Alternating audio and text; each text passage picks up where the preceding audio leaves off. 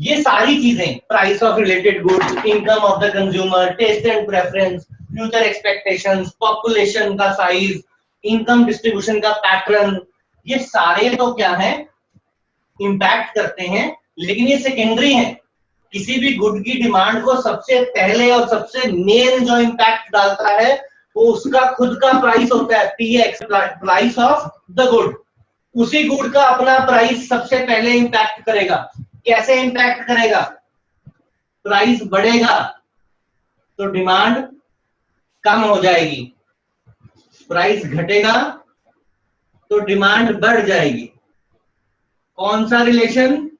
Negative relation. और यही relationship जो है वो लॉ ऑफ डिमांड है आपका।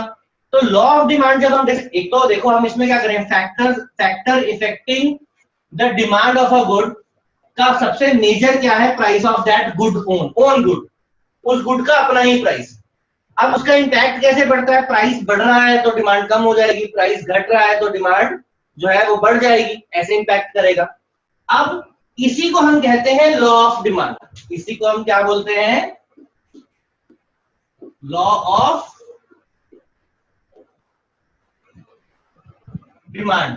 अब लॉ ऑफ डिमांड की डेफिनेशन में होता है सेट्रस पैरिबस, वर्ड होता है, लैटिन वर्ड है सेट्रस पैरिबस, उसका मतलब होता है अदर थिंग्स बीइंग कांस्टेंट। तो लॉ ऑफ डिमांड में सबसे पहला जो कंडीशन है वो क्या है?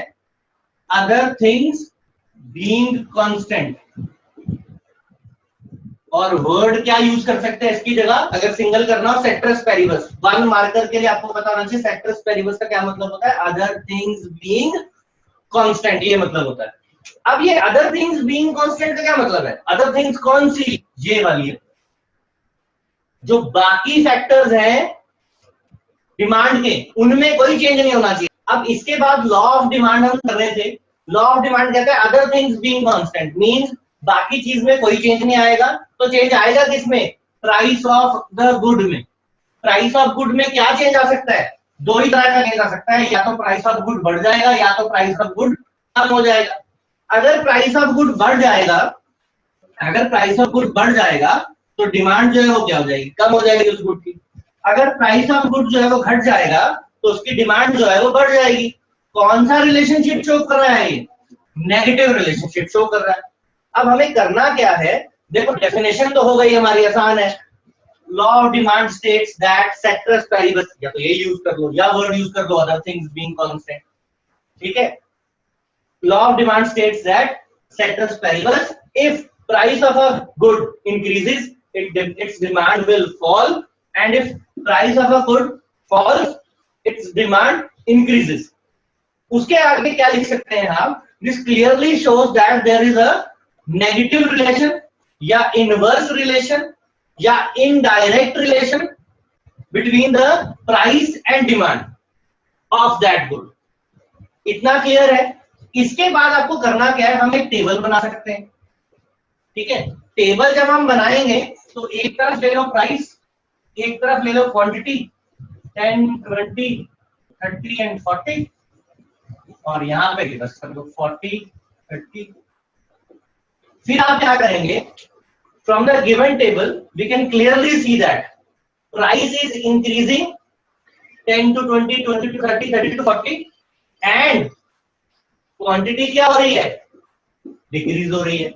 क्या शो कर रहा है? Inverse relation. मींस हमने जो ये टेबल बनाया वो लॉ ऑफ डिमांड के अकॉर्डिंग बनाया है। अब दूसरी चीज हमें डायग्राम बनाना होता है, वेरी वेरी इंपॉर्टेंट। ये आपका पहला डायग्राम है जो हम करने जा रहे हैं।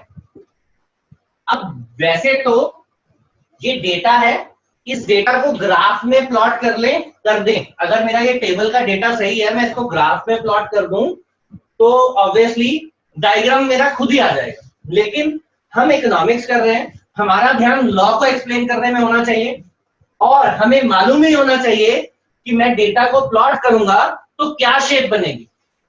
प्लॉट करने जाऊंगा टाइम लगेगा, प्लॉट करूंगा तो स्केल में मेरे को 1 सेंटीमीटर के गैप पे एक्स एक्सिस रखना पड़ेगा, ये पॉइंट्स को 1 सेंटीमीटर के गैप में इनको रखना पड़ेगा, फिर एक एक पॉइंट को डॉट लगाऊंगा मैं और फिर उसको ज्वाइन करूंगा, तो it will take time.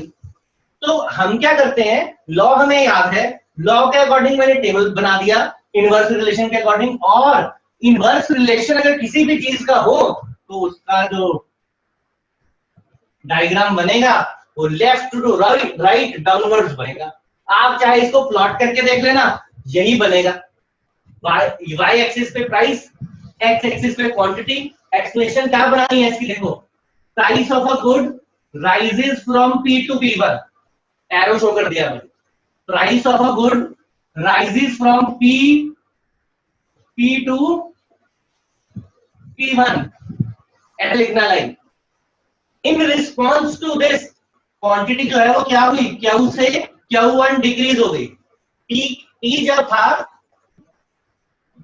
P जब प्राइस था तो ये क्वांटिटी थी, P1 प्राइस हो गया तो ये क्वांटिटी होगी। अब इसकी एक्सप्लेनेशन हमने कैसे बनानी है, price rises from P to P1, in response quantity जो है fall from Q to Q1। Clear है? अब हुआ क्या, ए से इस पॉइंट से इस पॉइंट पे चले गए। इनिशियली हम यहां पे थे, अब हम वहां पे चले गए। इस वजह से चले गए क्योंकि इनवर्स रिलेशन होता है।